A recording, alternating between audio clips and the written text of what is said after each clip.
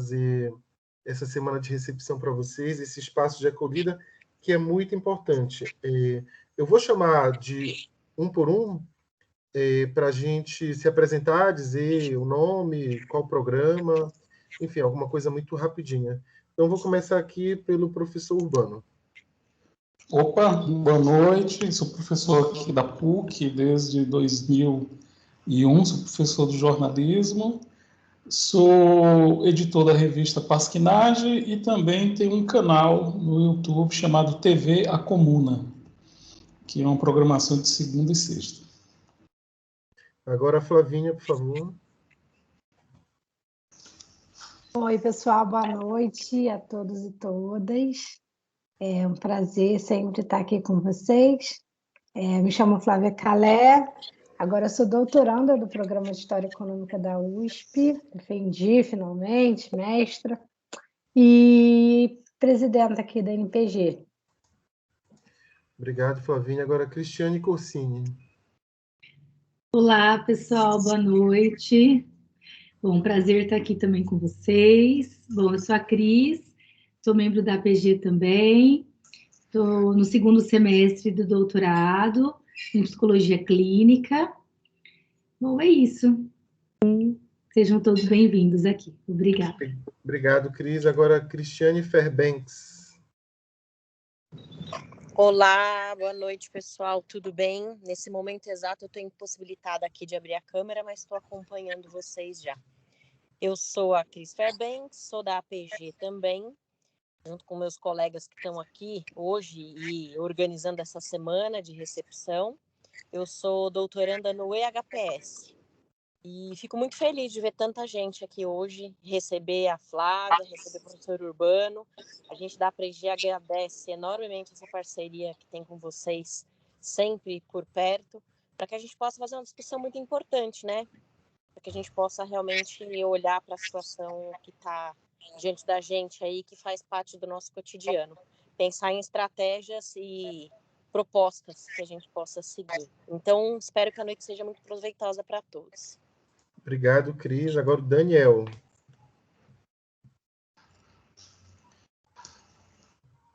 Daniel, está por aí? Ah, sim. Como vai? Tudo bem? Tudo bem.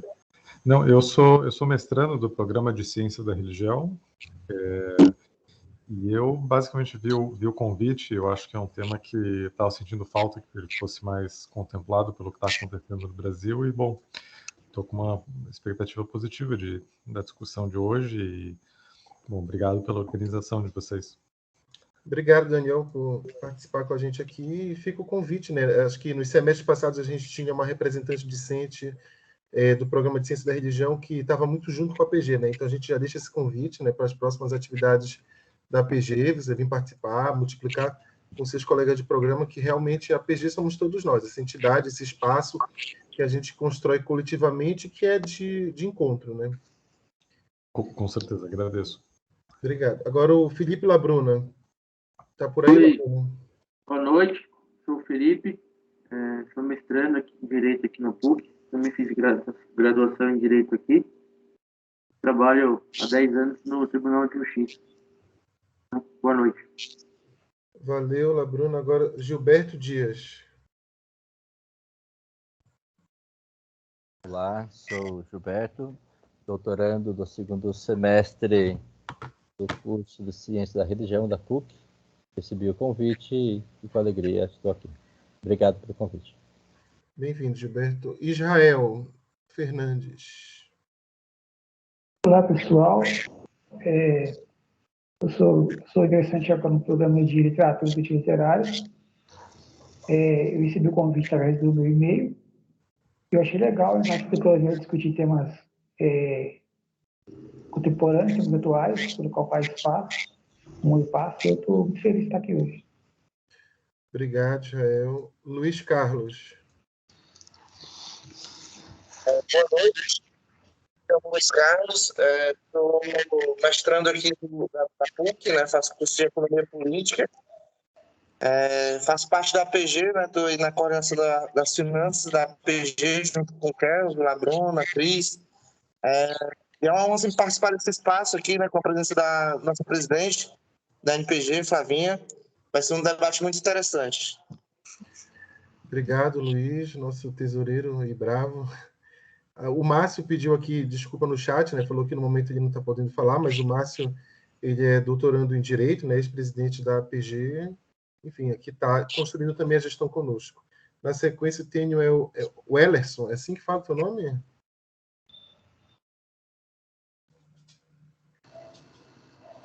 Oi, boa noite, isso mesmo. Meu nome é o Ellerson, sou mestrando do curso de Língua Portuguesa, do programa de Língua Portuguesa. Eu recebi também o convite pelo e-mail, achei a temática interessante e espero que a conversa aí seja bem produtiva. Obrigado, Ellerson. Então, gente, como vocês podem ver, quem entrar depois pode levantar a mão, pedir para se apresentar. A gente tem uma diversidade muito grande aqui hoje de programas, né? Tem de língua portuguesa, literatura, economia, educação, direito, que mostra, né, um pouco dessa faceta e da importância da gente travar esse debate, né, não somente de bolsas, mas o projeto de país. Então, oficialmente eu vou iniciar o evento aqui. O vídeo já foi iniciado, né? Mas depois a gente faz o corte. Então, eu vou retomar aqui para poder iniciar o vídeo, né? Boa noite a todos e a todas. Bem-vindos à atividade da PG. Hoje a nossa mesa vai discutir sobre o apagão da ciência brasileira, crise ou projeto, né? Durante os debates para a constituição dessa semana de recepção, foi discutido a importância da gente pensar um pouco não só o desinvestimento que a gente vem tendo nas agências de fomento, CAPES, CNPq, no próprio Ministério da Educação, mas o modus operandi deste governo, seja quando na venda de estatais, seja nas várias falas dos ministros da Educação que não deveriam estar ocupando os postos que ocupam, porque são pessoas ineptas e, além disso, pessoas que têm aquela visão de passado, né, em que a universidade deve ser para poucos. E, durante o debate no movimento, a gente chamou hoje para compor esta mesa e debater um pouco com a gente, professor Urbano Nobre Nojosa. Professor Urbano, ele é graduado em Filosofia pela Universidade Estadual do Ceará, mestre em Ciência da Comunicação pela USP e doutor em Comunicação e Semiótica pela PUC, né? Professor dos cursos de Comunicação e Multimeios e Jornalismo, e é um professor também amigo da APG, que esteve conosco em vários momentos, em aulas públicas no vão do MASP, sempre construindo, né? Então, é uma honra muito grande tê-lo aqui hoje. E a gente também tem, para debater na nossa mesa, a Flavinha Calé, que é formada em História pela Universidade Federal do Rio de Janeiro, mestra no programa de História Econômica da USP e agora doutoranda, né? E presidenta da Associação Nacional de Pós-Graduando, uma entidade que é de fundamental importância junto com a UNE, com a UBS. Eu também construo a NPG na função da diretoria de instituições particulares, e na PG estou na coordenação geral, né? E tem sido um momento de muito encontro, de muito debate nacional sobre que projeto de país este governo tem, né? E aí, o tema da mesa de hoje, ele é até derivado um pouco de uma das frases muito famosas do Darcy Ribeiro, né? Que ele vem dizer que a crise da educação no Brasil não é uma crise, né? Que é um projeto. Então, a gente até coloca ali como uma pergunta, né? Se esse apagão da ciência brasileira, que foi expresso, e de fato é um apagão no CNPq, onde os sistemas ficaram por 3 semanas, não só o Lattes sumiu, né? Como também a plataforma Carlos Chagas, que é uma plataforma muito importante para os pesquisadores. Só para ter uma ideia, o apagão dessa plataforma atrasou a implementação de bolsas. Na PUC mesmo tivemos problemas com vários colegas que não tinham condições de arcar com mensalidades e gerou uma situação de instabilidade, porque recentemente, só ontem e hoje, que começou o CNPq a liberar essas bolsas. Então, é toda uma complexidade, né? Porque quando eles cortam, não cortam só bolsa. E mesmo se você manter as bolsas, a universidade ela precisa de muitas demandas. Para pesquisa de laboratório, a gente vê que a ciência brasileira, em especial, o que é feito nas universidades federais e nos institutos de pesquisa, durante a pandemia, foram os que mais contribuíram, seja com a questão de respiradores, seja a máscara de mergulho, que foi desenvolvida na UFC. No Brasil inteiro, o papel da pesquisa nas instituições públicas, federais e estaduais, foi muito importante para a gente enfrentar, né? E a gente não vê um compromisso do governo de fomentar isso, né? A gente certamente poderia estar com a nossa vacina, mas, infelizmente, o desinvestimento é tanto que não há um projeto, né, de país, é a subserviência que esse governo atua. E na PUC nós fomos duramente atingidos com um corte de mais de 30% de bolsas. Então,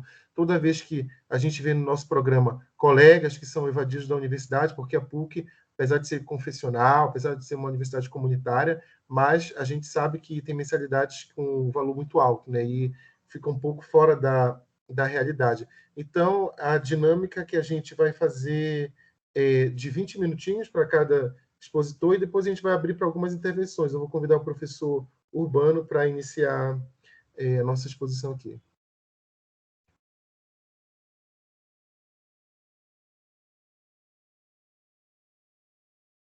Está desligado o teu microfone, Urbano. Boa noite. Boa noite, queria agradecer o convite, né, de estar aqui com vocês e pensar alguma coisa com vocês para contribuir para esse debate. A primeira coisa que é interessante a gente pensar é que não tem como separar ciência de tecnologia. Então, quando a gente fala de fazer ciência, na realidade é um fazer ciência que se aplica. Ele tem uma finalidade de uma aplicação. E a grande disputa do mundo com os países que fazem justamente ciência é em quanto tempo essa ciência torna-se um processo técnico. Ela se incorpora no processo produtivo. Isso, uma descoberta científica, antes demorava em torno de 10 anos para chegar no setor produtivo. Hoje, nós trabalhamos em frações de meses. Então, antes era 3 anos, 2 anos, hoje já é um fazer ciência em que essa disputa sobre o saber, ela tem a ver com um fazer e tem uma relação aplicada. Então, por exemplo, tem áreas de georreferenciamento que a disputa tecnológica se dá numa relação mundial, sincronizada e simultânea, certo? Recíproca, em coisas de meses, ou seja, de repente um processo técnico novo desbanca todo um setor produtivo. E aí não é nem usar uma tecnologia já ultrapassada, mas é uma metodologia que também não comporta mais processos e protocolos internacionais de tecnologia.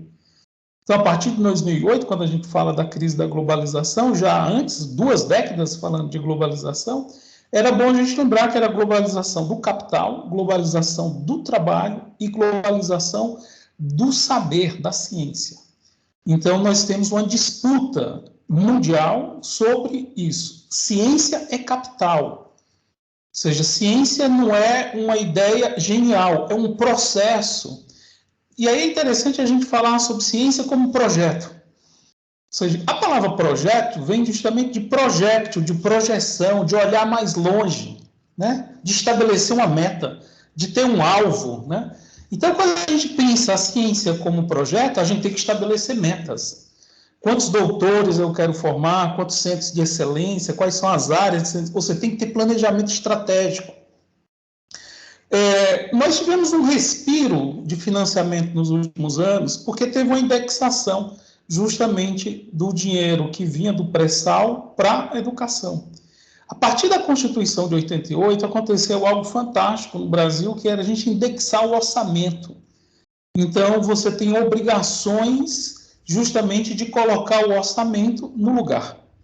A partir do governo Fernando Henrique, criou-se a DRU, que é a desregulamentação dos recursos da União. E ali foi o momento que começou a quebrar a Constituição de 88 e a obrigatoriedade de indexar o orçamento, em que você poderia desonerar 20% do orçamento, chegando até 25%, das obrigações. Então, o Planalto, o Congresso, aprovava o orçamento da União, mas depois o Executivo poderia desagregar 20%, 25% disso. O que está em jogo nesse último governo é que a DRU ainda é muito benevolente. Ou seja, é a desregulamentação total. Está entendendo? Não ter nenhuma vinculação. E aí, a primeira coisa que é interessante para a gente pensar é justamente quando você parte do orçamento da União. Quando você pega o orçamento da União, deixa eu colocar aqui para vocês, de todos esses anos, praticamente em torno de 40% a 44% dedica-se justamente a pagar somente juro. Não é pagar, a dívida, é pagar juro da dívida. Deixa eu compartilhar aqui para vocês, porque aí fica interessante para a gente pensar isso. Então, eu vou colocar aqui. Então, praticamente, o orçamento da União é em torno de 43,94%. Ele tem uma variação de 40% chegando até 48% no máximo. Aí. Juros e amortização da dívida. Não é a dívida, é só os juros. E aí, quando a gente vai olhando, já que isso daqui nem a imprensa fala, nem os partidos de esquerda e direita, o governo Lula, Dilma também foi um governo que pagou extremamente bilhões, né? Porque isso no orçamento de 1 trilhão. Então, praticamente, isso aqui vem tudo para cá. O segundo lugar é a Previdência Social. Daí, quando não vai se mexer em juros e amortização da dívida, nós tivemos justamente um enfrentamento nesses últimos anos de um debate real de disputa sobre essa grana. É muito dinheiro. Ainda está indexado 22,54% do orçamento para se dedicar justamente à Previdência, né? Cuidar dos velhinhos, né? Para que isso, né? Então, aqui, a gente tem, por exemplo, dentro do orçamento, esse mapa é da auditoria, né?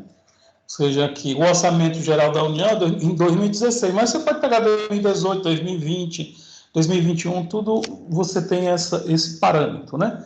Cultura, a gente gasta justamente 0,04%. Saneamento, 0%. Habitação, 0,00%. Esse ano não teve nada.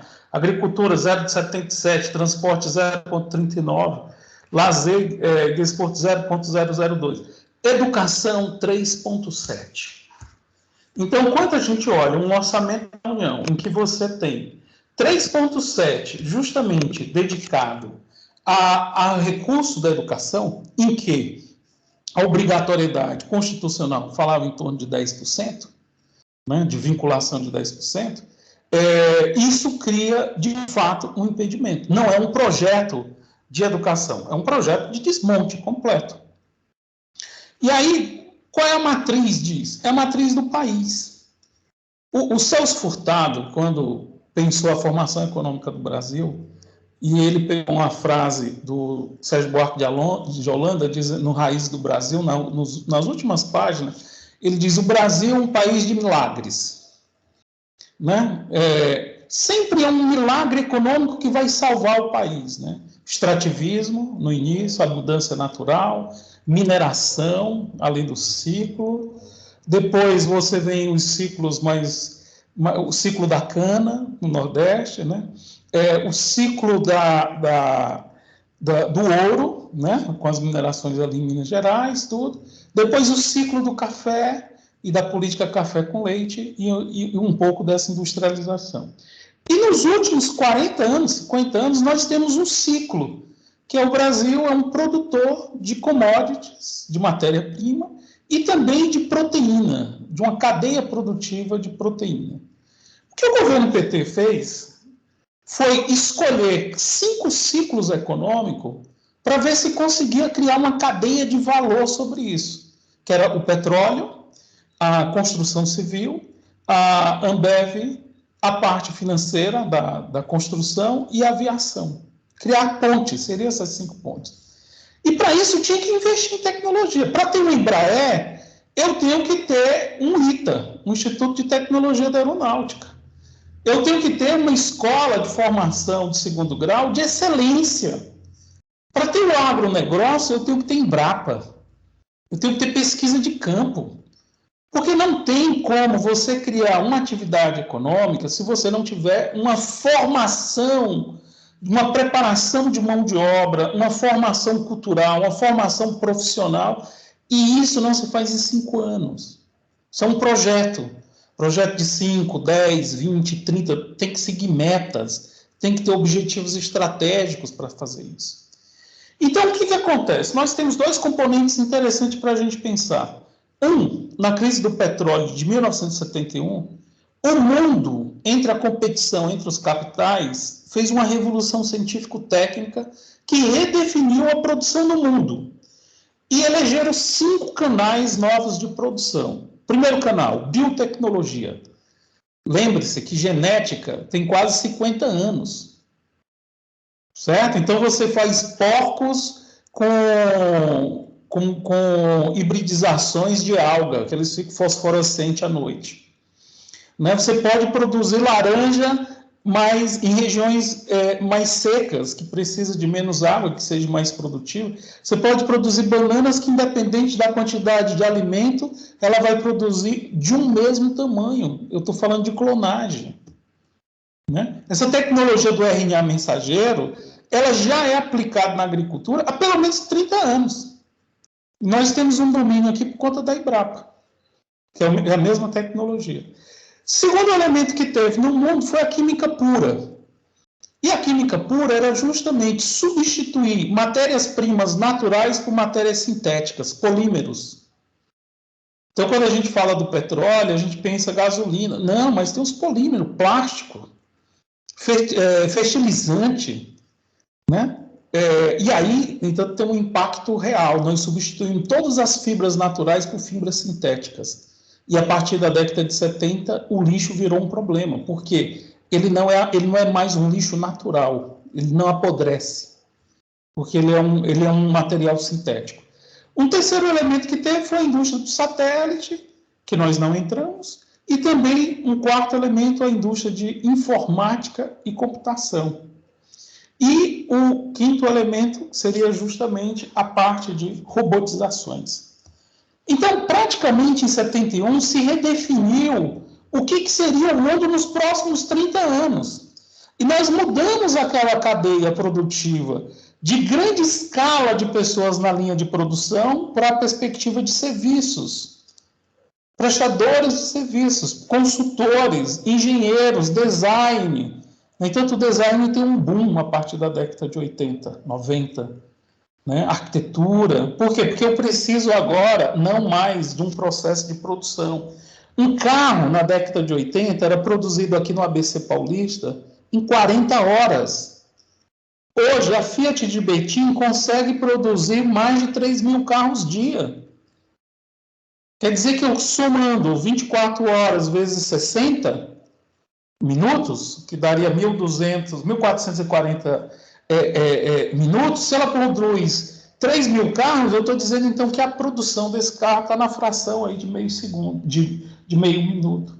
Quando eu junto o dia produzido e o que foi produzido na escala. Então nós resolvemos um problema da escala, que foi o problema da produção, e criamos um outro problema, o desemprego estrutural.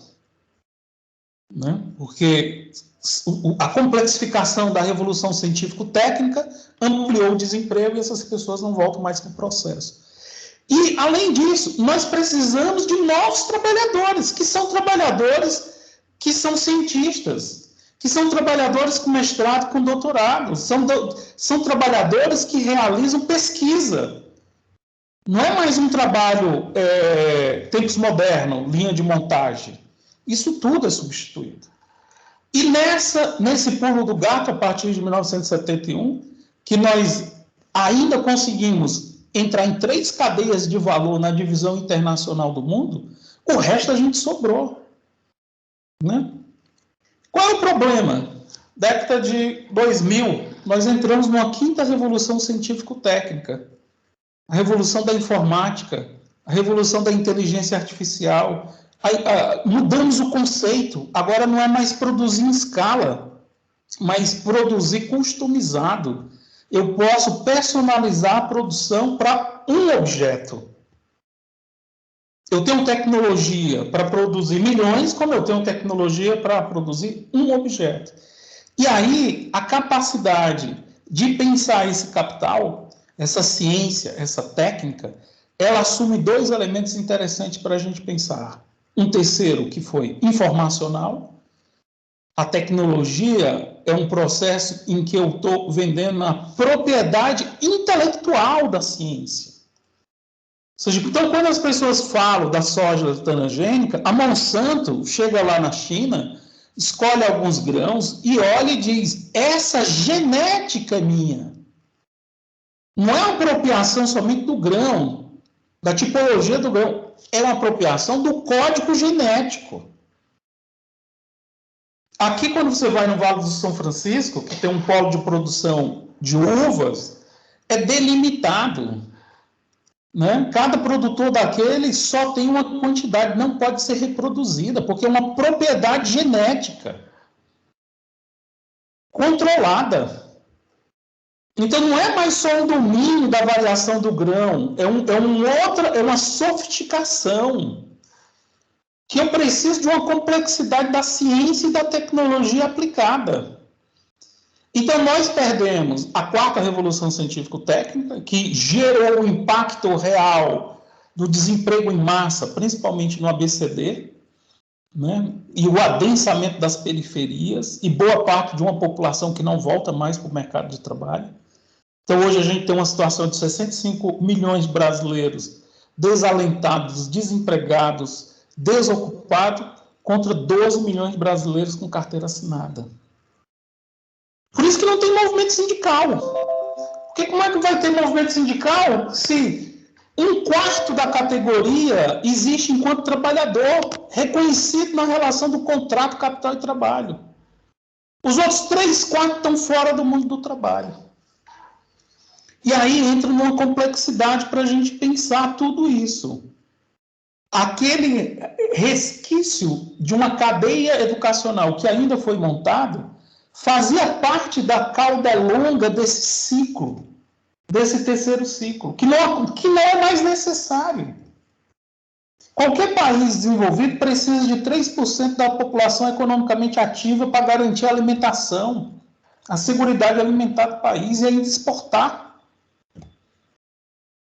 Então, o que significa isso?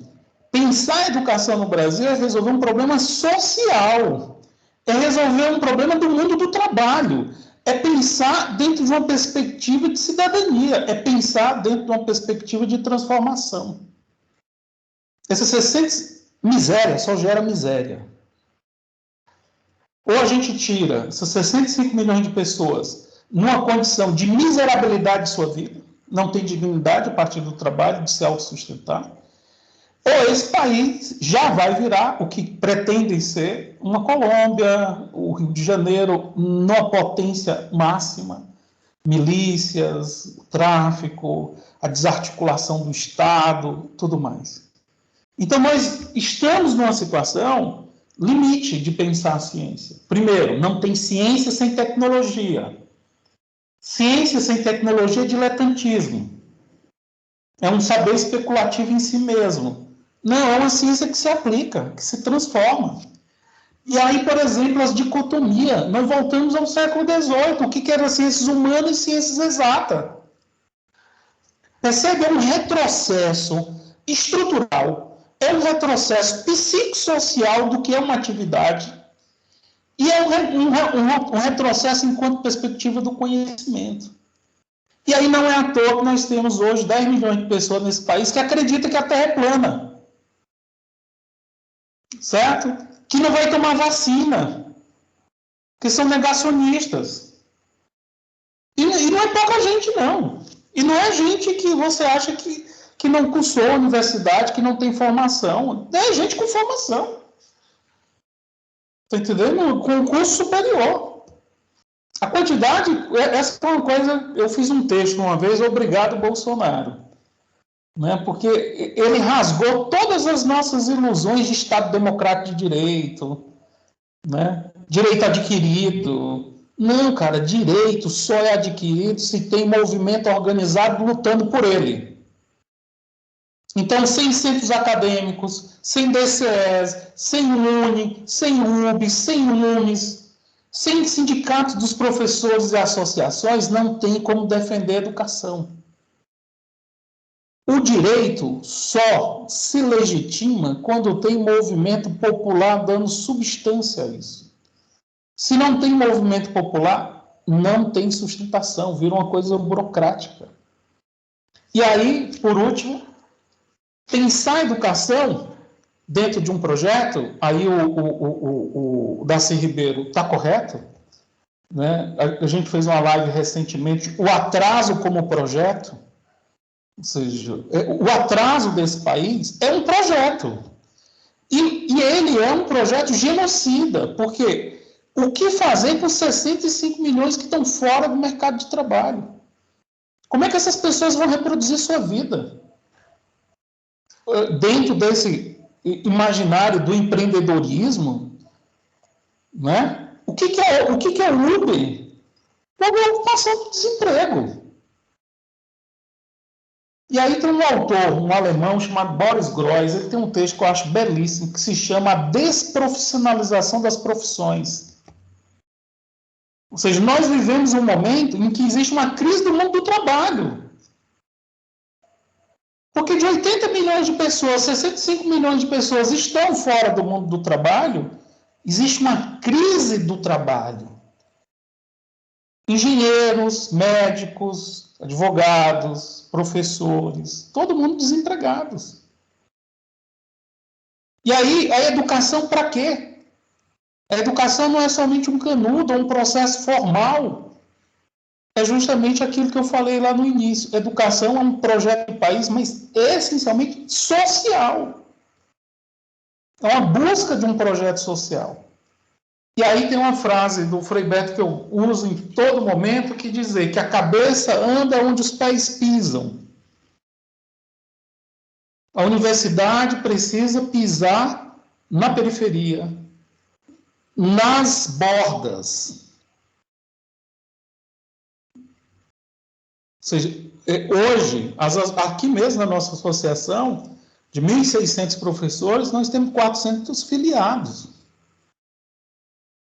Então, não somente dos 65 milhões e 12 milhões estão no mundo do trabalho, mas esses que estão no mundo do trabalho, 1/4 dele percebe a importância da organização sindical, associativa, como um imaginário de luta por direito. Quantos anos a PG da PUC ficou sem representação? Né? Pelo menos uma década. Isso implica literalmente nisso que eu estou falando. Sem organização, essa ciência, essa técnica e esse projeto de sociedade vai para o buraco. Nós precisamos justamente fazer isso. Outro aspecto é que nós temos que ter uma educação que não somente dê conta disso, aí seria reduzi-la a um elemento instrumental, mas uma perspectiva de uma universidade, de uma ciência, de um saber que tem a ver com um território. Não tem ciência e tecnologia fora do território. Então, isso é importantíssimo para a gente pensar. Nós precisamos de uma ciência e de uma tecnologia que expresse um pensamento latino-americano, que dê conta dessa feitura, ou dessa mescla do mundo do trabalho, do mundo do saber e do mundo do fazer. E aí entra numa questão, não tem como separar saber, fazer e ter. Ou seja, todo conhecimento tem variações ontológicas, tem variações lógico-cognitivas, mas também tem de um fazer e de um transformar o mundo. E nós precisamos de uma ciência que transforme o mundo. São essas considerações, Kelvin. Obrigado, professor Urbano. Agora eu queria convidar a Flavinha, né, para fazer também a sua exposição, por favor.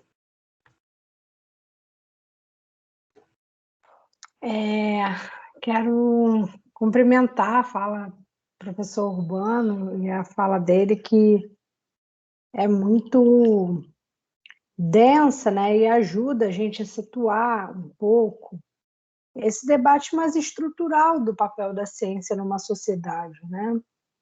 E acho que ajuda também um pouco em a gente avançar nesse debate sobre o questionamento sobre o apagão da ciência ser uma crise, um projeto no Brasil, né? E eu já queria responder dizendo que é uma crise induzida pelo governo. É uma crise induzida cujo projeto é destruir as bases do desenvolvimento brasileiro e da soberania brasileira, entendendo o papel da ciência para o desenvolvimento de uma nação, nos termos que o professor Urbano colocou, né? E nessa reestruturação produtiva, que ele traçou aqui o histórico desde os anos 70, houve, a partir dessa reestruturação produtiva, também uma reestruturação política, geopolítica no mundo. E é nesse posicionamento geopolítico, é nesse lugar onde as nações disputam um lugar que é balizado pela autonomia tecnológica, o Brasil se insere no século XXI, esse é o projeto dito, declarado pelo governo, como um país consumidor de tecnologia. Então, o Brasil, com essa base material de matéria-prima, né, em todos os níveis, com essa base material de uma população gigante, porque isso é mercado consumidor. 200 milhões de pessoas é mercado consumidor, né? E esse mercado consumidor não é produtor de tecnologia, que é o principal ativo, né, dessa reorganização produtiva do mundo, mas sim consumidor. Então, é esse lugar aqui que o governo está nos colocando deliberadamente, né? Então, a fala do professor Urbano ajuda a situar, né, um pouco esse lugar. Então, a ciência, que é base do desenvolvimento econômico em qualquer nação, e em meio à revolução tecnológica que a gente vive, o aumento da produtividade ela é condicionada ao incremento tecnológico, né? Ou você incrementa tecnologicamente para aumentar a produtividade, ou você superexplora a força de trabalho, né? E é isso que a gente acontece num Brasil que deixou de investir, porque o governo Bolsonaro, e os dados estão aí, o professor Urbano disse, 3% em educação, zerou, sei lá, quase não faz mais investimento em infraestrutura. Quando você não faz investimento, essa exploração da força de trabalho chegou a um limite muito absurdo, gente. É absurdo. Porque a inflação alta. O que é inflação alta? Para o Inácio Rangel, em última instância, é captura do trabalho. Porque você aumenta o valor da cesta básica absurdamente e o salário das pessoas não consegue comprar o básico, ou compra o básico, entende? O salário ele já não serve mais para a manutenção do indivíduo e para a procriação. É muito mal para a sua manutenção. Isso é uma superexploração. A inflação alta, ela contribui para essa superexploração. E a precarização absurda do trabalho, né? Então, e a gente se vê isso se abatendo sobre a juventude agora com esse PL que desregulamenta completamente, né, o trabalho, direitos trabalhistas para os jovens que ingressam hoje no mercado de trabalho. A carteira verde e amarela, a superexploração das mulheres, superexploração da população negra. É esse caldeirão aqui que essa baixa produtividade, essa engrenagem, né, que nós estamos inseridos, né? Então, reintegrar essa geração de jovens no mercado, essa força produtiva que nós estamos desperdiçando, é muito difícil. reintegrar essas milhares de pessoas que estão pelas ruas em qualquer lugar do Brasil, em qualquer cidade grande do interior, é muito difícil, né? Estamos falando disso aqui, né? E se você não investe em infraestrutura, então, o que é infraestrutura no Brasil, gente? 5G. 5G em cada escola, isso aqui é fundamental, né? 5G nas universidades, isso aqui é infraestrutura para o desenvolvimento, né? Porque você está falando de acesso ao conhecimento, a gente está falando aqui de metade dos jovens brasileiros que simplesmente abandonaram as escolas porque não têm acesso à internet, não conseguiram se inserir na educação digital, né? A gente está falando do investimento em ciência. Ciência também é base de infraestrutura, porque é a ciência que pode dar essa contribuição, como a Embrapa, o salto de produtividade, né? Então, um exemplo muito claro disso, alguém citou aqui no chat, né? Eu não consigo abrir o chat aqui no telefone, mas eu vi que alguém falou da Ceitec. Taquaral, que citou. Ah, pronto, o Taqua. Justamente, a Ceitec é uma empresa estatal de semicondutores, uma indústria, essa indústria de chip de semicondutores é a indústria que mais cresce no mundo, né? Que está absorvendo força de trabalho qualificada do mundo inteiro. E a indústria automobilística no Brasil, vocês viram, né? A saída de várias empresas da Bahia e uma paralisia da indústria automobilística no Brasil neste momento por conta de infraestrutura, que é o quê? Chips semicondutores, que o Brasil poderia fornecer e que o governo, através do Ministério da Economia, fechou, está numa batalha judicial, né? Mas está tentando fechar sumariamente a Ceitec, que é uma empresa de semicondutores estatal, a única estatal na América Latina. Exatamente, até o pneu do carro tem chip, né? Então o Brasil está abrindo mão desse mercado, está abrindo mão dessa autonomia tecnológica. Então, é esse projeto que se abate para a ciência. Então, e eu queria abordar, então, ela em duas perspectivas, uma estrutural e outra democrática, porque o problema democrático também é um problema da ciência. Então, nesse ponto de vista estrutural, é o desmonte das agências de fomento, CAPES, CNPq, que ingressou o ano sem o orçamento necessário para cumprir as suas obrigações mínimas, né? Agora teve um anúncio do ministro da Educação, nesses vários anúncios que ele fez aí, essas várias bobagens que ele disse que ia aumentar o orçamento da CAPES, a gente não sabe muito bem como isso vai se dar, mas disse que está assegurado as bolsas até o final do ano. Não estavam asseguradas as bolsas, gente. As bolsas estavam asseguradas até agora, o meio do ano. Então, dizem que vai assegurar as bolsas.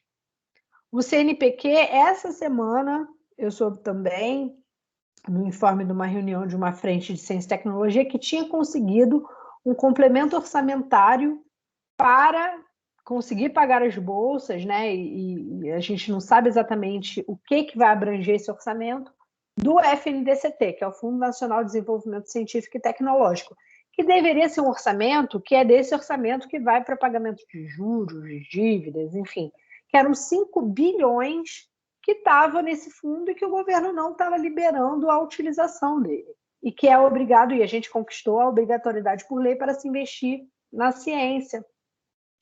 Então, que foi uma das batalhas que a gente travou recentemente no Congresso Nacional, a liberação integral do FNDCT. E esse dinheiro que deveria ser para investimento está sendo para pagar cotidiano, bolsa, né?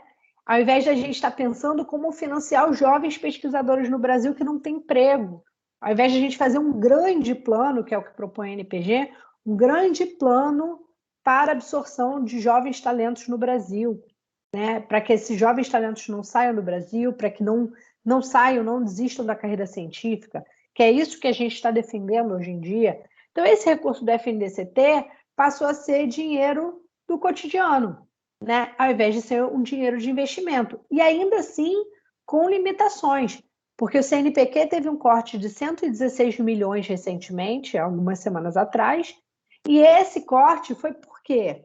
Porque para o Ministério da Economia liberar 100 milhões, do FNDCT tinha que tirar 100 milhões do dinheiro já garantido pelo orçamento para não superar o teto de gastos. Entendem que lógica perversa? Que lógica perversa? É isso que está acontecendo no Brasil. Então, esse aqui é um exemplo prático dessa questão do teto de gastos, né, e dessa política fiscalista que esse governo tem adotado. E que não vem de agora, né, que veio de mais tempo, que foi aprofundando com o Temer, e que agora virou o seu auge, né? Não tem nenhuma mediação mais. Então, é isso que está acontecendo. O apagão da plataforma Carlos Chagas e da plataforma Lattes, do CNPq, nós fizemos uma guerra de narrativa com o governo, porque todas as entrevistas, todas as opiniões que a gente emitiu para a sociedade, através dos meios de comunicação e das nossas redes, foi um problema de falta de investimento, é um problema estrutural, a manutenção. O CNPq que deveria funcionar com 800 funcionários, funciona com 300 e vai chegar a 250 no final do ano, porque 50 vão se aposentar, né? E aí vai o ministro Marcos Pontes dizer que não foi um problema de orçamento, entende? Então, e a gente ainda tem que fazer essa guerra. O Estado brasileiro hoje ele limita o alcance da pesquisa científica. O edital do CNPq, que aprovou por mérito 3 mil projetos, só vai financiar 300 e poucos, menos de 400. Por quê? Porque o Estado está limitando o alcance da pesquisa científica pela lógica fiscalista. Então, é isso que está acontecendo no Brasil. Do ponto de vista da educação, no Ministério da Educação, que o professor também citou, é esse dado que saiu essa semana de 22 bilhões voltados para pagamento de pensão de familiares de militares, quando 9 bi está sendo investido no ensino superior. Vejam a disparidade, vejam se isso não é um projeto. Então, de outra forma, né, no Brasil, você não existe uma carreira científica consolidada, né? A carreira científica é concurso para professor de universidade pública ou pesquisador de algum instituto de pesquisa que já não faz concurso há muito tempo, né? O nosso quadro de ciência e tecnologia é muito envelhecido, o quadro geral de funcionários e trabalhadores na área de ciência e tecnologia é muito envelhecido, e você não tem uma carreira científica que pegue nós, jovens pós-graduandos, que ficamos mais tempo na atividade de formação, mas que também é um trabalho, né? E que a gente está fora do mercado, né? Porque a gente está nessa condição de formação, e isso aqui, que é uma deliberação da Constituição de 88, que é para alcançar a autonomia tecnológica, o Brasil precisa investir na formação de cérebros. Essa é uma tarefa do Estado brasileiro. É isso que diz a Constituição. Então, a nossa bolsa, ela é um salário, é um investimento do Estado brasileiro na formação dessa força de trabalho altamente especializada para garantir a autonomia tecnológica, porque isso diz respeito à soberania nacional, diz respeito ao desenvolvimento brasileiro, né? Então, é essa engrenagem aqui que nós estamos paralisando, né? E esses jovens pesquisadores no Brasil, nós, jovens pesquisadores, estamos desistindo da carreira científica, de uma carreira que já não existe, né? Que a gente precisa ter uma carreira científica robusta no Brasil, que leve em consideração o nosso trabalho, e estão desistindo, estão indo desistindo da carreira científica, indo para o subemprego, para o desemprego e abandonando, ou indo para fora do Brasil, ou abandonando a carreira científica. E isso aqui, para esse salto qualitativo que a gente precisa dar, é uma perda irreparável, porque nós vamos precisar de mais uma década para formar uma geração, só que a gente já tem uma geração nas escolas que abandonou, agora, nesse momento, com a pandemia, né? Você já tem o Enem, que tem uma diminuição de metade dos alunos já não fizeram Enem, você tem uma evasão do ensino superior na universidade, e essa turma não vai chegar na pós-graduação, então você já está perdendo uma geração lá atrás, nós não vamos recuperar nem em 10 anos isso, entendem? É muito dramático o que a gente está vivendo no Brasil. Então, e por outro lado, e sem contar atraso de bolsa, 8 anos sem reajuste, a inflação, né, como eu disse, capturando nosso trabalho, não tem concurso público, a indústria não está absorvendo essa força de trabalho, e as privatizações, né, porque tem a Eletrobras, tem os Correios, tem a Petrobras, são todas as instituições que fazem ou podem investir em pesquisa e que estão perdendo essa capacidade pelas privatizações. Então, é muito dramático, o nosso sistema está se desmoronando. E do ponto de vista da questão democrática, que também, gente, impacta e que também faz parte desse projeto, a perseguição aos cientistas, alunos e professores, o estado de exceção, criminalizando a atividade de pesquisa e se abatendo sobre esses indivíduos, é uma coisa muito séria, né? O professor Cancellier lá atrás, né, vítima, reitor da Federal de Santa Catarina, vítima do lavajatismo, agora isso aqui está se reproduzindo no Brasil inteiro, vítimas do bolsonarismo, né, que é uma perna, o desenvolvimento, né, é o passo à frente do lavajatismo, né? Então, a gente vem sofrendo perseguição a grupos de pesquisa, o INPE, né, quando o professor Ricardo Galvão foi demitido sem concluir o seu mandato, teve uma intervenção, gente. O que aconteceu no INPE foi uma intervenção. Igualzinho está acontecendo hoje nas universidades federais do Brasil inteiro. São mais de 20 instituições sobre intervenção, né? Intervenção, que essas intervenções desenvolvem perseguição à comunidade acadêmica, aos professores, aos funcionários, aos estudantes. E isso aqui está em curso. Então, tem essa dimensão, e tem a dimensão, no caso do INPE, da criminalização da pesquisa e dos dados fornecidos pelo INPE. Tanto que agora o governo não usa mais os dados do INPE de monitoramento do desmatamento, usa o IMTE. A mesma coisa aconteceu com o IBGE, que o governo veio fazendo críticas aos dados publicados pelo IBGE desde o início, colocando em dúvida aqueles dados. Aí você tem o ataque estrutural, nós não vamos realizar o censo, desestruturando, né, a política de dados no Brasil, né? E a capacidade, a possibilidade de comparação de dados, enfim, um apagão de dados. Então, você legitima um apagão de dados. E agora deixou de usar os dados do desemprego do PNAD contínua para usar os do ACAGED, de desemprego. Entende? Então, você descredibiliza esses dados para você usar outros dados que você tem mais condição de maquiar. É isso que está acontecendo. É maquiar a realidade. Impedir que a gente consiga ter o diagnóstico da realidade. A censura aos livros, gente. Censura aos livros escolares. Censura a questões de provas do Enem. É isso que está acontecendo. Censura. Nós temos um processo de censura em curso, né? Censura a pesquisa.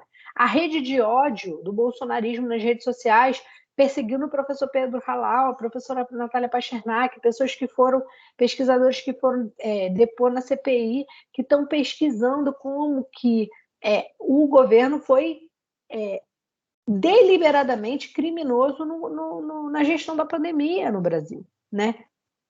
A professora Débora Diniz também está fora do Brasil, né? Que pesquisa gênero. Então, essa rede também leva à fuga de cérebros, também leva a diversos estudantes estarem em depressão, também esse cenário todo leva a um conjunto de suicídios dentro do laboratório, porque é isso que está acontecendo. Os altos índices de depressão entre doutorandos e jovens doutores. Então, é o estado de exceção se abatendo sobre esses indivíduos, na prática, no cotidiano.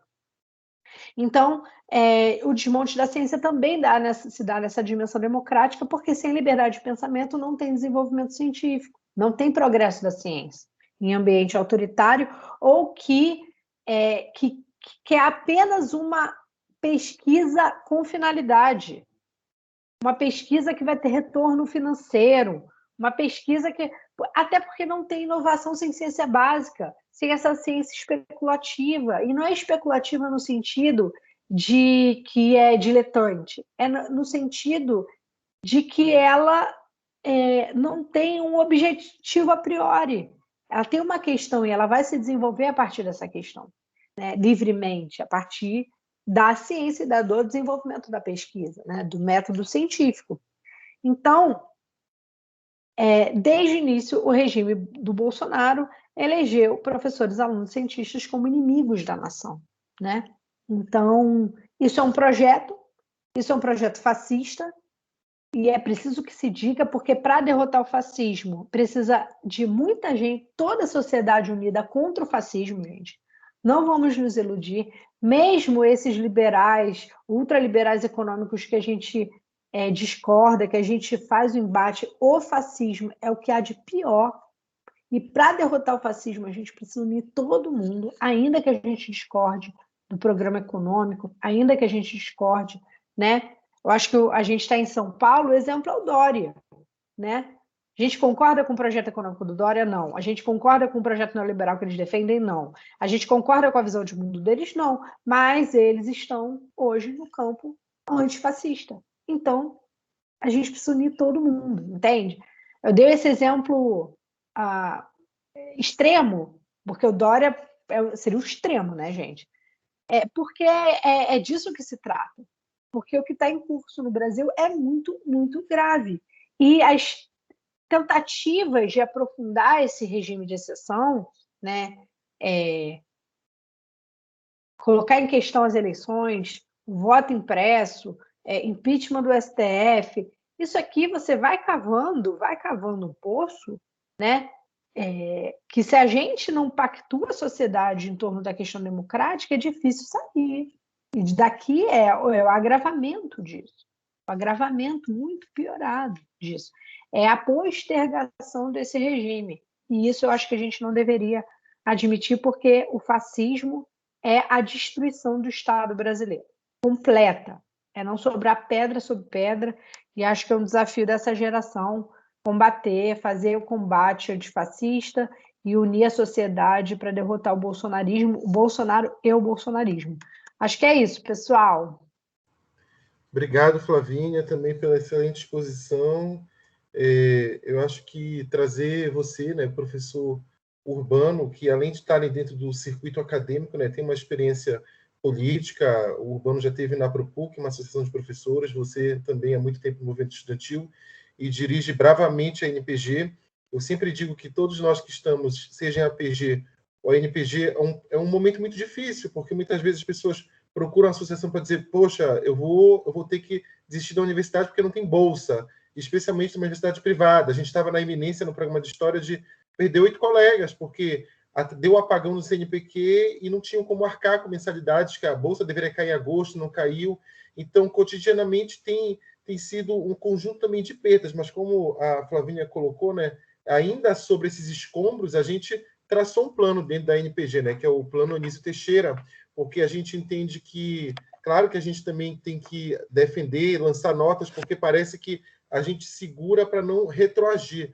Apesar de que hoje a gente tem o menor orçamento do século XXI, né, do CNPq. A gente vê que a prioridade do ministro é receber neta de nazista, deputada, do que certamente está correndo atrás de verbas para o CNPq, porque o CNPq não pode, nem a CAPES não deve, não são agências pagadoras de bolsas. É claro que a bolsa ela é importante nessa esteira, mas o financiamento de laboratórios, o pagamento da luz das universidades, porque a gente vê que está atrasado, né, o repasse que o governo... Então, é muito interessante quando você divide, né, esse apagão da ciência na questão democrática e também no projeto de país, porque enquanto pós-graduando, mestrando, doutorando, a gente não pode... Eu sempre digo que a nossa meta não é fazer só a nossa dissertação e a nossa tese, né? E especialmente quem tá cursando a pós-graduação, somos uma parcela tão diminuta que tem uma importância muito grande de deixar que essas gerações não fechem a porta, né? Como o ministro coloca, que a universidade tem que ser para poucos, que não adianta ter vaga na universidade se o diploma não vai ser usado, até porque essa fala é uma fala totalmente ignorante, porque se hoje a gente, infelizmente, encontra pessoas que têm mestrado dirigindo Uber ou em outra profissão que não necessariamente aquilo que a pessoa estudou, é porque, primeiro, que você precisa do básico para subsistir nessa sociedade, segundo, que você não tem um projeto engajado desse país, né? O Plano Nacional de Educação, onde você tinha uma meta de 12 milhões de estudantes no ensino superior, de 20 mil doutores, 25 mil mestres, né? De certa forma, o mestre foi alcançado, doutorado ainda não, mas especialmente a graduação hoje está em retração, né? Porque a gente vê um país que está afunilando e um país que tirou, até queria perguntar para a Flavínia, na verdade, fazer 2 perguntas específicas sobre a política do conteúdo nacional, né? O quanto ela foi importante para a ciência e tecnologia do país e como que a gente pode, né, rearticular num futuro governo, novamente, Petrobras, Eletrobras, esses sistemas de empresas nacionais públicas, né, que são indutoras do desenvolvimento nacional do país. Também eu queria destacar da tua fala, Flavínia, sobre a importância de investir em ciência, não necessariamente uma perspectiva utilitária, né? Porque a gente sabe muitas vezes tem que ser a fundo perdido muitas pesquisas. A vacina, como o professor Urbano colocou aqui, não veio tão rápido nesse ano, porque você já tinha uma plataforma de pesquisa gigantesca, desde a década de 80, pessoas pesquisando como utilizar esse mRNA em humanos, e aí vem um momento que é interessante a gente ver também o esquema sobre vacinas, que a vacina para o Covid ela veio rápido porque ela parou a máquina do capitalismo, né? A força de trabalho ali ficou por um momento parada e aquilo impacta muito forte. Mas se a gente for ver do Zika vírus que tem no interior do nosso país e que afetou muitas crianças, especialmente na região Nordeste, você não tem o mesmo despejo de dinheiro, o mesmo empenho em buscar. Você tem até sim empenho dos pesquisadores, mas sem o aporte financeiro, sem esse interesse econômico, né, que é colocado à frente, a gente não tem a busca para muitas doenças, né, porque o Brasil convive com doenças do século XVIII que já eram para ter sido dizimadas no nosso país, simplesmente porque a gente vive em tempos diferentes. Eu sou de Belém, né, então estou em São Paulo para fazer esse rito aí da pós-graduação, mas quem anda pelo Pará, especialmente pelo Marajó, vê situações assim muito degradantes das pessoas que não conseguem atingir o mínimo, né, de desenvolvimento num país que não oferece o saneamento básico. No entanto, para o professor Urbano, né, como ele dissertou muito na perspectiva também macro disso, queria que falasse um pouquinho mais sobre essa divisão internacional, né, que o Brasil está inserido, especialmente o papel da região Nordeste, né, porque a gente vê um crescimento muito grande da ciência e tecnologia desta região, mas ao mesmo tempo não é tão apoiada, né? E como esses estados, como Ceará, a Bahia, Piauí, enfim, o Maranhão especialmente também com o Flávio Dino, que tem tido uma política diferente, como que pode, a partir da perspectiva estadual, né, induzir essa injeção de recursos no desenvolvimento de ciência e tecnologia e de desenvolver a região, né, que também tem uma série de problemas. Por fim, é importante também destacar que tem um livro de uma economista, né, Mariana Mazzucato, em que ela vem falar sobre como é que o iPhone vai se desenvolver, né? Porque o professor Urbano coloca aqui no começo, né? A ciência ela não é só essa ideia genial, né? Porque muitas vezes a gente assiste um filme de Hollywood, o Bill Gates teve uma ideia dentro de uma garagem, o Zuckerberg. Não, aquela ideia ela tem um suporte dentro do infinito que foi empregado de recursos para desenvolver o projeto da internet que nasce, né, nos laboratórios militares dos Estados Unidos de pesquisa, o GPS e tantas outras tecnologias que você muitas vezes vem e agrega uma empresa privada vem, agrega num aparelho, faz um design bonito, e aí você trabalha com fetiche da mercadoria, e são empresas que valem trilhões, né, que estão ali no topo da cadeia alimentar do capitalismo, né, o quão é importante a participação do Estado, mas o quanto isso também é escondido e mascarado, para as pessoas verem que o Estado é escondido, né, nessas invenções.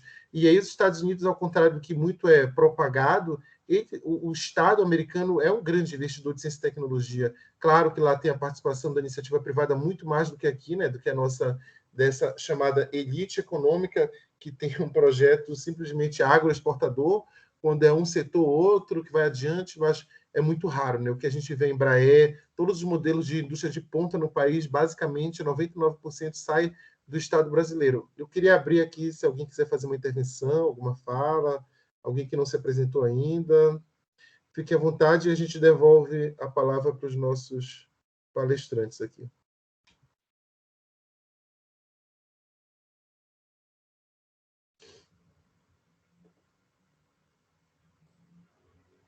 Lá, Bruna, pode falar, vai.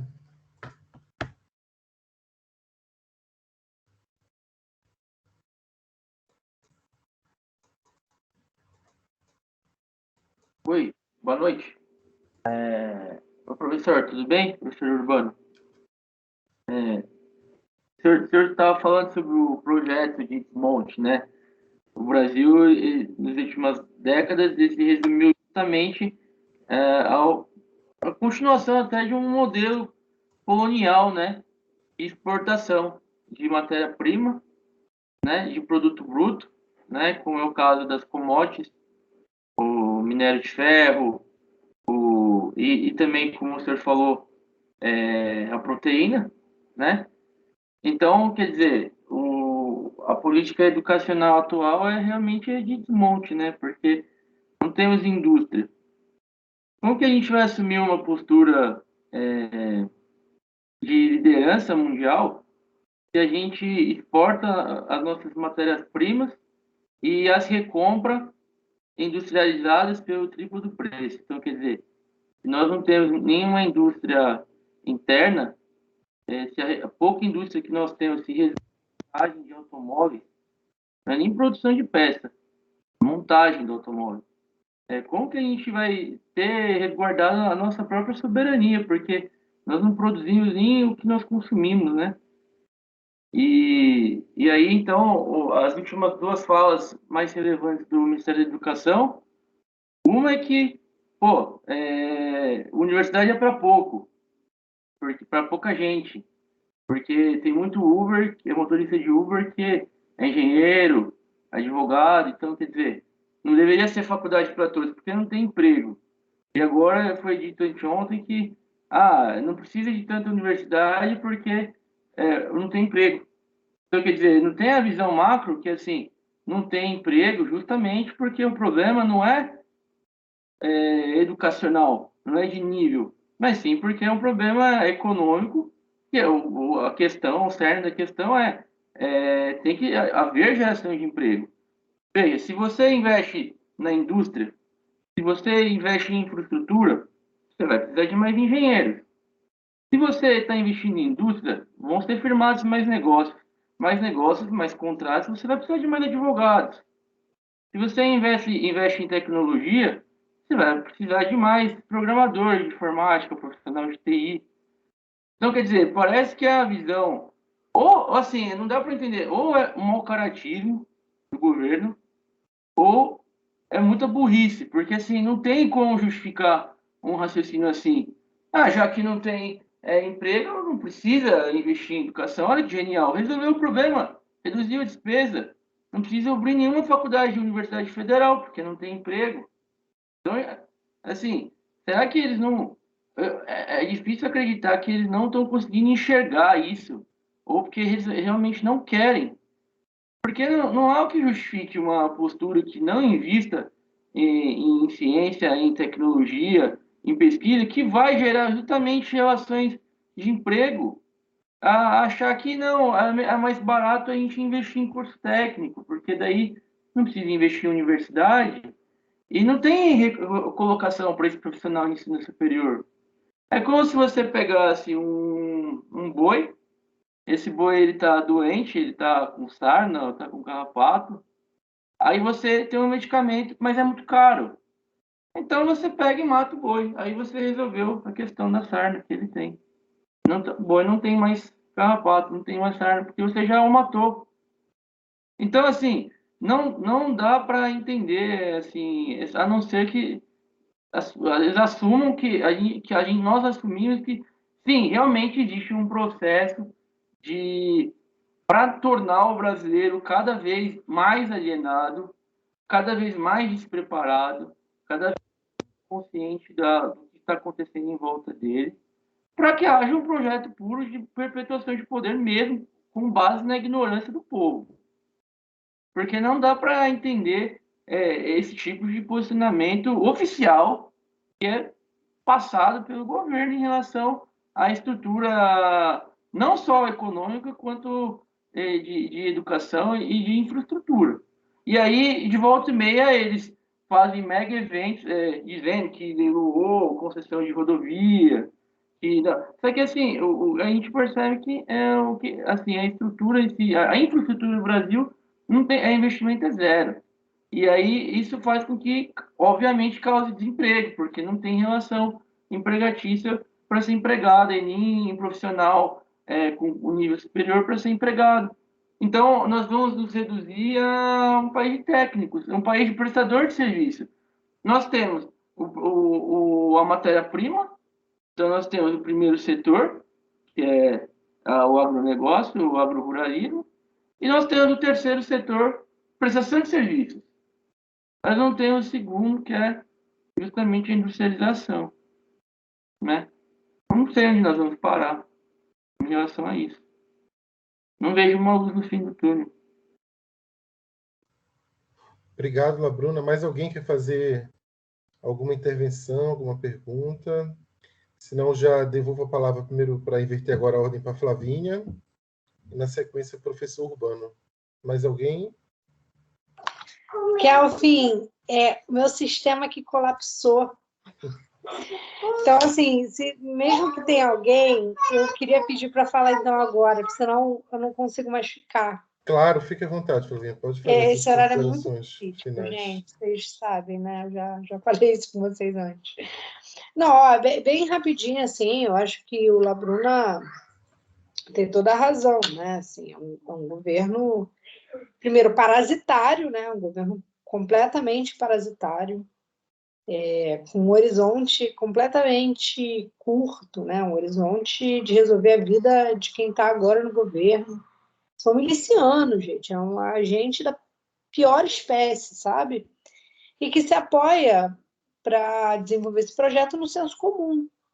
E o senso comum é esse aí, né? Um senso comum baseado na ignorância, né? E para perpetuação mesmo. Senso comum como contraponto, oposição ao pensamento crítico, né? Ao senso crítico. Então, você governa melhor, em tese, no senso, baseado nesse senso comum aí, de ignorância, de negacionismo, né? É nesse ambiente que eles navegam. Eu acho que o grande espanto nosso deve ser em torno da pandemia, né? O grande espanto, eu acho que desse projeto é o fato de você ter 570 mil pessoas que morreram por uma política deliberada do governo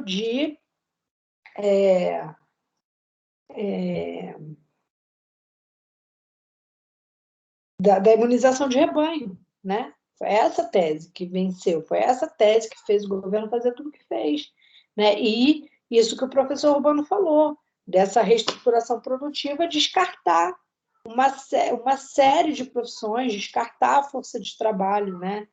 E então uma parte da população ela passa a ser descartável mesmo, é necropolítica, né? Adotou a necropolítica no seu potencial elevadíssimo, né? No Brasil, na política da pandemia. E sobre essa coisa que o Kelvin falou, né, da política do conteúdo nacional, que eu acho que foi uma política de muito êxito, né, porque você utiliza o mercado interno, né, você aposta no mercado interno, você desenvolve cadeias locais, então, a partir do petróleo, você desenvolve toda uma cadeia vinculada à cadeia do petróleo, torna mais complexo, gera emprego, dinamiza a indústria. Eu acho que a gente deveria ter, né, uma política aí industrial séria para setores petróleo, farmacêutico, aeroespacial, enfim, acho que essa fronteira aí do desenvolvimento sustentável, né, da sustentabilidade ambiental, é uma fronteira tecnológica também, que pode desencadear na renovação energética, né? A nossa matriz já é uma matriz muito limpa, mas que a gente está retrocedendo agora.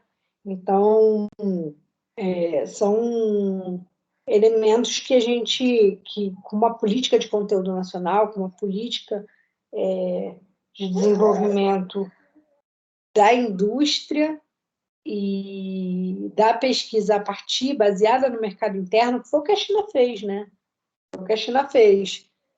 baseada no mercado interno, é uma questão, sim, inclusive também está na Constituição, né? A valorização do mercado interno e a constituição do mercado interno brasileiro para financiar, né, e para sustentar o próprio desenvolvimento. Então, pessoal, são algumas contribuições, esses debates todos aqui são importantes, não se esgotam. Retomar o que o professor Urbano falou, que o Kelvin falou um pouco no início, né, da reorganização da PG. A organização política ela é muito importante, a gente não vai virar esse jogo sem uma organização consciente, né, sem uma atuação consciente diante da realidade, sem a atuação política, né? A gente não pode abrir mão da política, porque é só ela que pode transformar, efetivamente, né, a realidade. Então, convocar todos e todas a ação política, a resistência democrática no nosso país, porque nós precisamos dessa geração para conseguir construir o futuro. Eu vou continuar aqui ouvindo, com a câmera fechada, com o áudio fechado, mas eu não vou conseguir mais interagir com vocês, tá bom, pessoal? Beijo, obrigada pelo convite. Obrigado, Flavinha, pela participação. Agora eu vou pedir para o professor Urbano aqui fazer os comentários dele.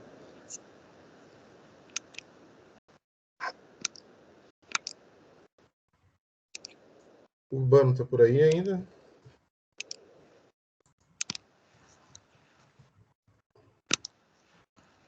Oi?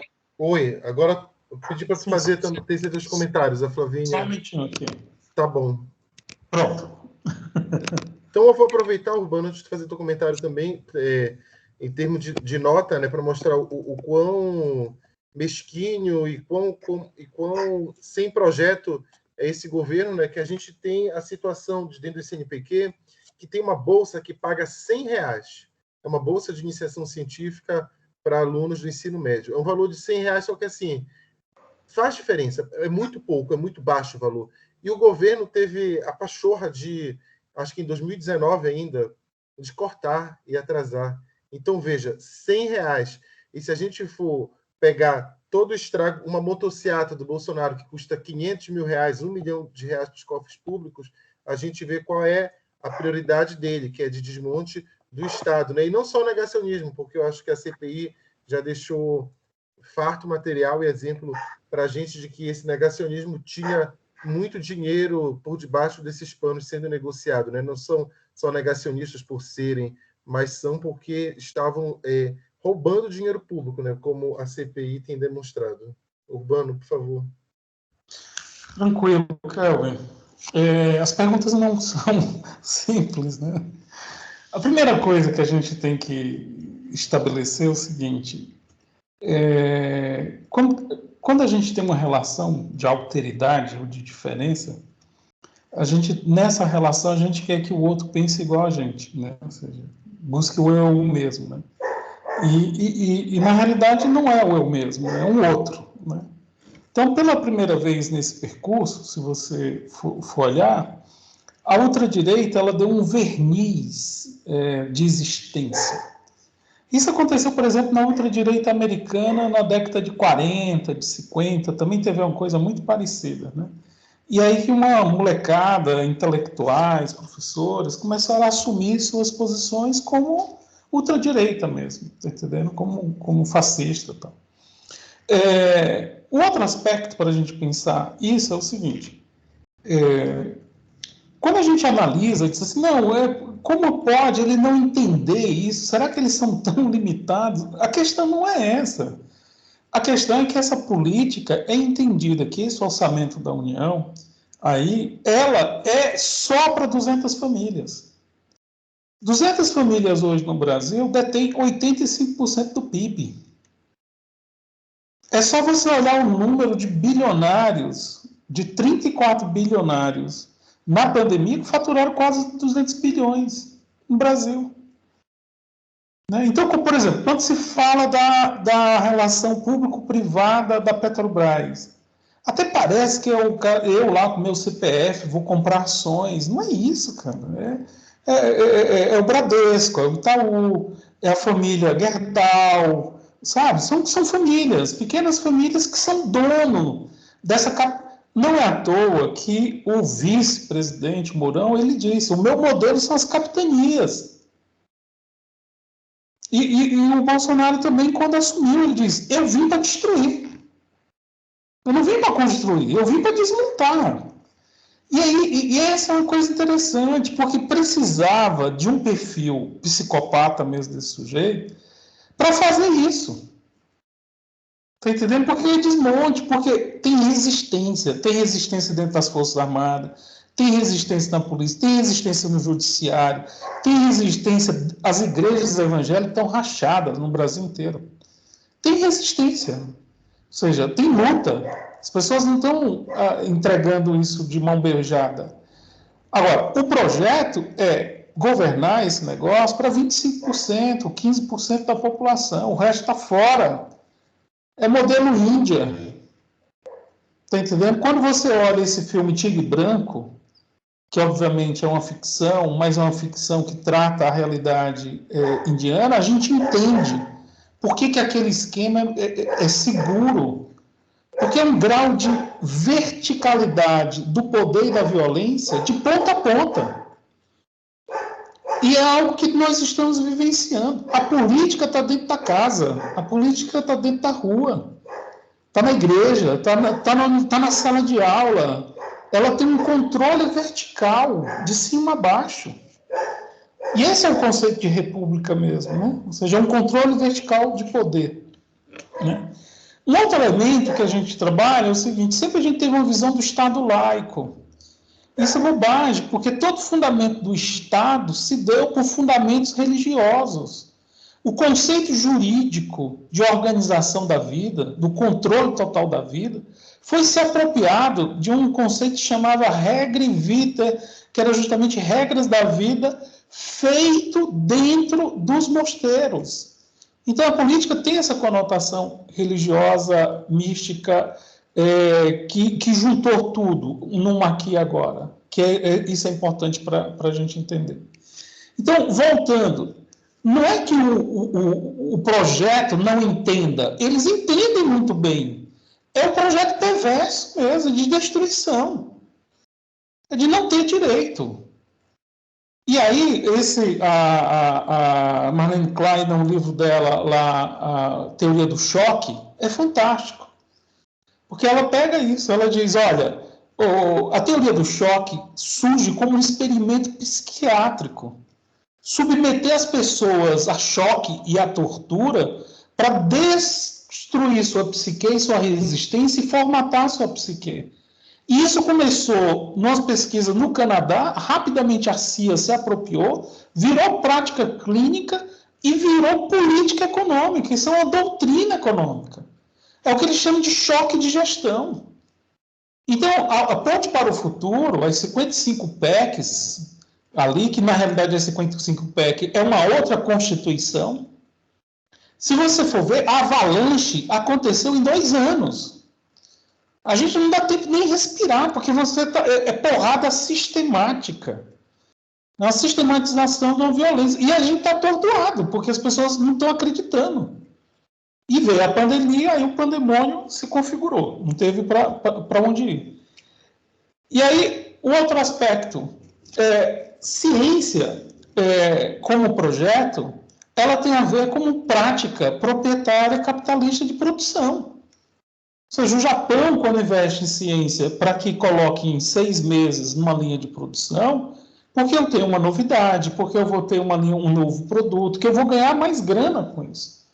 Olha o elemento celery, que foi quem ia lançar a vacina. Oxford, né? a Johnson, a Pfizer. Olha a briga que é, porque a gente está falando isso de bilhões, trilhões no mundo. Então, é uma ciência que, pela velocidade, quanto mais rápido você entrava no mercado, você ganha no elemento competitivo, pela rapidez, pelo desespero da população mundial de ser vacinada, e você não questiona nem o preço. Né? E aí se estabelece isso como política mesmo. Então, essa é a matriz. Se nós temos um país que só tinha 5 cadeias de valor que conseguia participar da divisão internacional do trabalho. O petróleo, a aeronave, a Embraer, o agronegócio e a parte agrícola e mineração. Ou seja, praticamente são setores que desarticularam. Então, mas qual era a grande... Por que o Brasil tem indústria, pessoal? Porque nós temos 250 milhões de pessoas. Do que nós produzimos como indústria local, 15% vai para o mercado internacional, o resto fica aqui. Porque, na realidade, essa produção é praticamente para abastecer o cotidiano. Está entendendo? Os processos do cotidiano. Mas nós não temos indústrias como players internacionais. E essa foi uma aposta que teve o governo Lula aí, que era justamente criar 5 players: Ambev, Odebrecht, JBS, Embraer e Petrobras. Só que quando vai para a disputa internacional, o jogo é pesado. E a gente viu a reação imediata. É interessante, a Bayer comprou a Monsanto. E aí a Monsanto era dono de a maior empresa de mercenários do mundo. Engraçado isso, né? Vende veneno e presta serviço como mercenários. Por quê? Porque para criar os consensos, precisa da violência. Não existe... Porque para ter consenso, eu tenho que consolidar uma hegemonia. E isso não acontece no convencimento, eles fazem na porrada mesmo. A gente agora, paralelamente, está tendo a live sobre a Colômbia. Eu vendo a Colômbia, o cara diz, cara, você não tem noção. A Colômbia é uma situação em que é milícia, de um lado, grupos paramilitares, do outro, movimento organizado do outro, e o Estado em disputa, armado. É um estado de beligerância. Quanto mais caos, quanto mais tudo isso, melhor. Então, esse projeto, ele tem muito claro isso.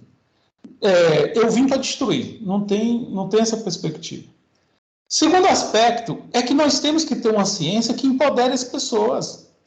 Se a Monsanto desenvolve uma tecnologia que é para ter sementes, plantas sem sementes, porque eles querem dominar, a gente tem que produzir plantas que produzam mais semente. Certo? Então, assim, aí é o momento das reações, das esquivas, das negativas, do jogo. É o momento que a gente tem que saber compor um pouco isso. Por exemplo, quando a gente tem a discussão ecológica, mas a floresta em pé vale mais do que a floresta no chão. É verdade, mas só que para que ela esteja em pé, como uma atividade econômica, uma biofarma, eu preciso da 4ª revolução científico-técnica. Eu preciso da 5ª revolução científico-técnica. E o Brasil, esses setores produtivos, eles são da 3ª revolução científico-técnica. Então, para eles, legal, tudo bem, a floresta vale mais em pé, mas eu preciso de química pura. Eu preciso de bioquímica, eu preciso de genética, eu preciso de conhecimentos profundos sobre isso. Então, por exemplo, vamos pensar aqui esse própolis verde, que é exportado a R$70 o quilo, o apicultor fica feliz da vida, porque está ganhando R$70 o quilo, exportando, agora deve estar uns R$100. Aí, o Japão já patenteou 70 substâncias dentro. Então, quem vale é quem tem a patente, não é quem tem a matéria-prima. Então, nós estamos agora numa competição que é completamente complexa para isso. E um outro aspecto para a gente pensar é que essa elite brasileira é uma plutocracia que odeia pobre, odeia o brasileiro. Está entendendo? Não tem ódio mortal a isso. Então, de fato, quando se falava essas coisas de que o andar de baixo começou a participar de alguns lugares, o aeroporto, a escola, a universidade, isso não é uma questão ficcionada. Eu lembro quando eu era coordenador aí no jornalismo mesmo na PUC, nas primeiras turmas do ProUni, teve mães que entrou em contato para dizer que teve trabalho escolar da universidade com seus filhos que não pertencia à mesma classe. Eu disse para ela que ela tinha consciência de classe mesmo. Não pertencia. Então, isso criou um incômodo profundo. Está entendendo? Porque esse aparelhamento do Estado, o Estado tem dono. O Estado, em momento de crise, torna-se um capitalista coletivo. Pega a grana e diz para onde vai ser distribuída, para quem vai ser distribuído. Que papo é esse de tirar essa grana para dar para a educação, para a saúde, para a seguridade social? Isso é bobagem, isso tem dono. Então, aí começa a ser uma coisa interessante para a gente pensar. Ciência é poder, ciência é capital, ciência é informação, né? Agora, ela tem que ter o tripé de que toda ciência, na realidade, também é um saber técnico. Ela tem que se realizar. Por isso que não é mais ciência, é um conhecimento científico-técnico. É um conhecimento de uma ciência que se aplica. Se ele não tiver esse pragmatismo de aplicação, não dá conta. Rapidamente ele é precarizado. Não dá só para ter a descoberta científica. Se você olha desde os processos produtivos no Japão, qualquer fábrica, qualquer orientação que qualquer funcionário, trabalhador, dentro da fábrica, dê de sugestão, o cara é bonificado. Porque, na realidade, toda a complexidade da universidade até o chão de fábrica faz parte de um mesmo conceito. Né? Ou seja, conhecimento, eficácia, produtividade, competição, criação, resistência, qualidade, é um conceito. Então, esse conceito no Brasil não se aplica. Por que não se aplica? Porque é um país agromineral, exportador de commodities. Então, para que design? Para que engenharia? Para que ciência? Né? E olhe que nas cadeias de valor do mundo, o Brasil ainda consegue participar dessas 5, 6 cadeias. Né? Boa parte do mundo não participa mais. Está fora. O cara olha assim, mas a África está um imenso continente, um imenso potencial de consumo. Pessoal, não é isso. São cadeias na lógica do capital. Certos países onde tem ali mineração, nióbio, que tem lítio, tem guerra civil imediatamente, mas só que essas regiões de extração são preservadas com exércitos privados. Então, é a mesma lógica. Então, ou a gente se posiciona como um projeto coletivo, um projeto social, que extrapole. Eu acho interessante, né, porque quando eu vejo eles dizendo isso, que a universidade não é para todos, eles estão certos com o seu projeto. Eles acreditam nisso. Errado somos nós de não dizer que nós queremos 100% dos alunos nas universidades. Brigar por mais vaga da universidade pública, exigir mais universidade pública, exigir mais verba. Eles estão corretíssimos em dizer isso. Está entendendo? Eles pensam isso. É o projeto deles. Está entendendo? É a mesma coisa do Afeganistão agora, né? Quando faz o balanço de 2 décadas, os Estados Unidos gastou 2 trilhões de dólares. O cara disse, porra, mas isso daria para resolver a fome do mundo, né? E não resolveu o problema do Afeganistão e é um pivô da crise interna dos Estados Unidos e no próprio mundo. Então, sem política, infelizmente, a gente não consegue pensar. Então, a gente vai ter que pensar uma ciência técnica capaz também de compreender politicamente o que é a ciência do nosso tempo. Esse saber é um saber interessado, pertence a um grupo de pessoas, a uma realização de capital. E outra coisa, o desmonte não ainda está feito. Se a gente pega a experiência do Chile, nós fizemos várias lives com o pessoal do Chile, da Bolívia, da Colômbia, o Brasil foi onde teve mais resistência. Nós estamos sendo um dos últimos países a fazer o desmonte. Isso que está sendo feito, iniciado agora no Brasil, já há uma década foi feito no Equador, há uma década foi feito na Bolívia, há 3, 4 décadas já foi feita no Chile. Então, aqui ainda a gente teve um acúmulo de resistência, né? Até mesmo por essa guinada por governos mais social-democratas, né? Vamos dizer isso. Mas agora não, agora chegou a vez. E aí está o nosso espanto. Agora, qual é o problema do nosso espanto? Que a gente está desmobilizado, a gente vai ter que se mobilizar. A gente tem que sair do choque, do espanto, do acontecimento e enfrentar isso. O debate é um primeiro momento desse enfrentamento, criar uma compreensão de mundo do que está acontecendo. Senão a gente fica numa análise fenomenológica. E esse é um grande problema, a gente pensar políticas de ciência do país fora da economia política. Não, faz parte de uma compreensão de uma economia política. Por que esse país tem ou não tem ciência? Quando se fala do desenvolvimento no Nordeste, que é o que você estava falando, boa parte dos estados do Nordeste reproduz o que o Brasil tenta reproduzir, trazer frações do capital internacional para produzir internamente, gerar emprego, isso, aquilo, outro. Para fazer isso, tem que dar isenção de impostos, tem que dar... Eu fiz uma live com o pessoal lá do Vietnã, e o cara disse, olha, é a mesma situação do Vietnã, a gente está querendo trazer empresas, mas as empresas, quero que você veja, são contratos leoninos, sem nenhuma legislação trabalhista, sem nenhum direito. Então, o PIB, por exemplo, do Ceará cresceu 3 vezes em 2 décadas. A miséria é a mesma.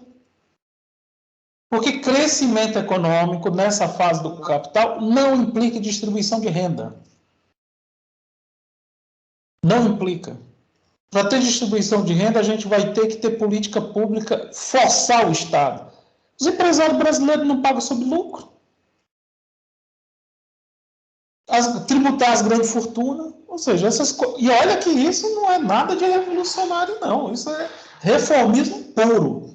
Mas, infelizmente, nem isso a gente consegue. E se a gente for ver a Ford, né, ela tem uma fábrica no interior, acho que é do Ceará, de jipes, que a Ford foi embora do Brasil. E aí tinha um empresário interessado, acho que de outro estado do Nordeste, em comprar a planta com tudo.